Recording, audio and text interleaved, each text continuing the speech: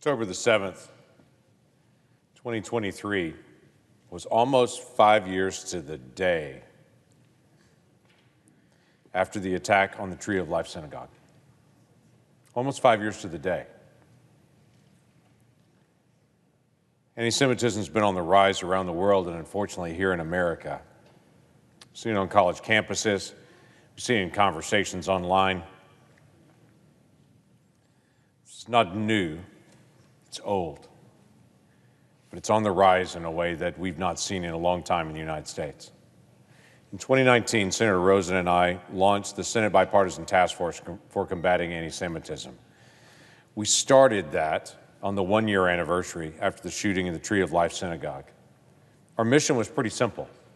We wanted to create a task force to be able to collaborate with law enforcement, federal agencies, state and local government, educators, advocates, clergy, any stakeholders that want to be able to combat anti-Semitism with education, empowerment, and bringing communities together in conversation.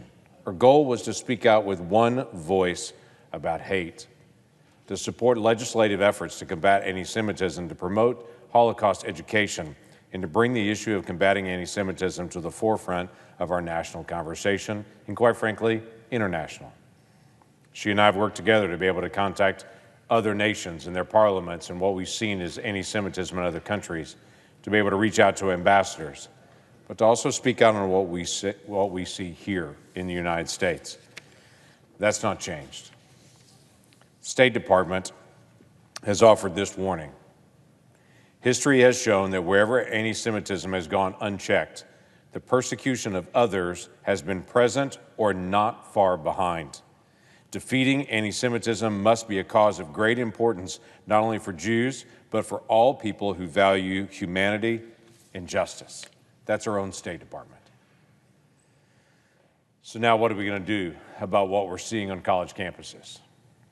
Interestingly enough, people see this as a new thing just in the last 7 months. This has been on the rise in college campuses for quite a while. And many of us have been ringing that bell to say there's something happening in the national conversation on our college campuses. So, let's find ways to be able to engage in this. Senator Rosen and I have a piece of legislation. It's a compilation of multiple pieces that we've worked on for a very long time to be able to talk about anti-Semitism and to say there are specific ways that our nation can get involved with this. I've affirmed President Biden in areas where we agreed, and there are some areas that he has brought up in the task force that he has created on the executive level to take on anti-Semitism nationally. Some of those things have been actually executed and carried out, and some of them have not. So we've continued to be able to nudge in ways that we thought was appropriate to be able to nudge and to be able to poke to say things can be done. There's been leadership at our State Department that's risen up on that, and some we've been actively involved in trying to be able to get into those positions, to be able to lead. My friend Tim Scott came to the floor to be able to ask for unanimous consent to be able to pass his resolution to condemn anti-Semitism on college campuses. I want to thank my friend Tim Scott for his leadership on this issue and what he has also done to be able to raise awareness, but unfortunately, his request to be able to pass that resolution was denied. We should be able to find common ground on issues that condemn hate. His resolution was a simple statement. What are we going to do as a body to be able to condemn hatred in this area? We should not ignore this. The House of Representatives last week brought up the Anti-Semitism Awareness Act. It was a bipartisan piece of legislation that they passed overwhelmingly in the House of Representatives that they have now sent to this body to be able to take up into debate and to discuss.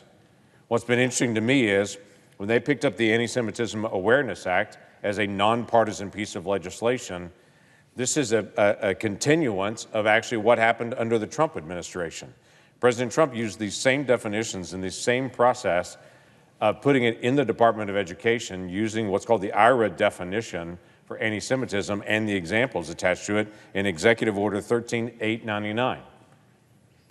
But what's been fascinating to me is when the House of Representatives passed it, there was a whole group of folks and some folks from my own party that stepped up and said, no, we can't actually do this because this would inhibit free speech. I've smiled at those same folks and said, did you say that when President Trump was actually using it as an executive order under his administration, because now they're talking about making a statutory long-term change. The IHRA definition is not new, by the way. The United States has been a party to this definition since the 1990s.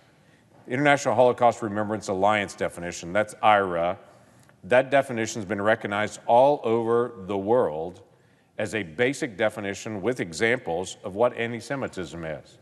It's not new to the United States. There's many athletic teams that have recognized the IHRA definition for their team in their conversations to be able to recognize what anti-Semitism is. And there's 34 states, including my own state in Oklahoma, that have recognized the IHRA definition within our own state to say this is how we're going to define anti-Semitism in our state. This is a very basic principle. It is difficult to discourage what you cannot even define. And when someone makes just a blanket statement for anti-Semitism, it's helpful to be able to put some definition to what does that actually mean and what does that not mean. For instance, if someone were to say they disagree with the Netanyahu government, is that anti-Semitic? The IHRA definition would say clearly it is not. We can disagree on governmental action. That's a normal part of dialogue. It also is not something that inhibits free speech. Even hateful speech in the United States, even foolish, even stupid speech can be said in the United States. It's a protected right to be able to say whatever crazy thing you want to be able to say in the United States. But when it shifts from free speech to inciting violence and threats, that's shifted. That's moved from just speech to now criminal action. The IHRA definition and what the House of Representatives passed last week in the Anti-Semitism Awareness Act doesn't limit speech in any way. In fact, it very specifically states it's not trying to be able to take away any free speech rights of anyone. It specifically notes a protection for the First Amendment rights of Americans to be able to say what they choose to be able to say. But what it does say is, if you're on a college campus and you're choosing to discriminate against Jewish students, that should fall the same as any other Title VI discrimination falls into. It's no different. So if they're doing discrimination on a college campus, you can't just say, well, they're discriminating against Jewish students, so that doesn't fall within under Title VI. This says, no, that clearly does fall within under Title VI areas and makes what has been implied clear. What has been done by executive action in the past under the Trump administration makes it clear for every administration. What has been done under the Department of State for 3 decades in the United States, clear policy, not just for the State Department, but also for the Department of Education. I think that's a pretty reasonable way to be able to take on this issue, to be able to clarify what anti-Semitism is on a college campus or any campus that's out there. But some of the responses that I've already mentioned have been fascinating to me on this. Things like I've already said, this is going to limit free speech. No, you still have the right to say something, to even say something dumb. That's still a protected right in the United States. We can say things that we both disagree with. That's a protected right. But you can move into criminal activity. That's not protected, and a university cannot protect discrimination on their own campus. That would not be allowed. It does not, my favorite thing has come out, it does not outlaw the Bible. I've had folks that have said, if you put in the IHRA definition, it outlaws the Bible. I've just smiled and said, that is absolutely ridiculous. And it's not just me saying this. This is Christian leaders that I know all over the country say that's just a ridiculous statement. There's a letter that just came out this week from Pastor John Hagee, who leads the what's called CUFI, the National Christians United for Israel, and Ralph Reed, who's the leader of the Faith and Freedom Coalition. They made this simple statement: to the biblically illiterate, claims that the Anti-Semitism Awareness Act is anti-Christian are as insulting as they are injurious. I've made it very clear on this as well when people have asked me about this, to say that somehow the Anti-Semitism Awareness Act outlaws the Bible or limits speech around the Bible. There's a statement in the IHRA definition that talks about using symbols and images associated with classic anti-Semitism, and the example says claims of Jews killing Jesus or blood libel to characterize Israel or Israelis. And so they take that one statement and pull that out and say, see, you couldn't use the Bible on that. And I've laughed and I've said, well, I would just say not only what Pastor Hagee and others have said and other faith leaders around, but let me add a voice to this as well. The scripture is very clear from John 10 that Jesus laid his life down for others. He had the power to lay it down and the power to be able to take it up. That's Orthodox Christianity. Orthodox Christianity says, my sin is what put Jesus on the cross. That's what Scripture says. What the IHRA definition says is if someone is biased to say, I hate all Jews because Jews killed Jesus, they're saying that's an anti-Semitic statement to be able to say that. And I would also say it's not only inconsistent with the clear teachings of Scripture, it's inconsistent with the faith practices of individuals. Not only is the New Testament exceptionally clear about respect for Judaism, but the guy on the cross was Jewish. His mom at the foot of the cross was Jewish. The disciples were all Jewish. The people that wrote the New Testament were Jewish. So to somehow believe that Christianity would discount all Jews is to ignore the basic teachings of the New Testament, besides the basic fact the Romans put Jesus on the cross. So somehow to say that this discounts Scripture, that I've heard over and over again on social media over the past week, I think is absurd, number one. And as John Hagee and Ralph Reed have said, it actually is insulting and injurious. There are folks that have said that there'll be an international organization that's now going to police speech in the United States. I would encourage them to please read the legislation, not what's on social media, to be able to understand what this actually does. It does not give authority to an international organization to be able to step into the United States and to be able to police speech. It is very clear.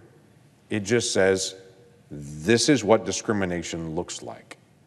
Under Title VI, just like we have discrimination laws in other areas, that the Department of Education could not say, well, it doesn't specifically outline religion in this area, and so if there's discrimination against Jewish students, we can look the other way. That would stop under this piece of legislation. First things first, let's actually have real dialogue as a country. Are we as a nation going to look the other way when students are discriminated against on a campus? Or are we going to step in and say, no, we're not going to just look the other way when there's discrimination? Because as I go back to the statement from our State Department, history has shown that wherever anti-Semitism has gone unchecked, the persecution of others has been present or not far behind. So let's speak out and stop. For individuals that want to have anti-Semitic beliefs, that's still legal in America to have an anti-Semitic belief. Still protected as a right. I would say it's hateful. I would say it's bigoted, but it's still your protected right to be able to have that belief. But when that speech moves to threats of violence and intimidation, it moves from a voice to an action, that is criminal activity. And we should treat it as such. And we should not let it fester as a criminal activity and think it will not spread. It will. My final statement. For folks that track through social media, where you see voices of anti-Semitism on social media, why don't you be bold enough to be able to speak out for people that are being bullied online and to say every person has the right to their faith and to be able to live that faith and have that protected. We as Americans have the right to have any faith of our choosing, change our faith, or have no faith at all, and that be protected. That should not be any less for a Jewish student anywhere online or on their own campus. So let's speak out on their behalf. And instead of allowing them to be bullied on their campus or online, why don't we speak out for their right to be able to live their faith and practice their faith as every other American? That's what I think we should do on college campuses. And it's a simple way that we can honor the dignity of every student. We're going to disagree. There are people that have strong disagreements with the war that's happening right now in Israel and in Gaza. So let's talk about it. But let's not discriminate while we do it. I yield the floor.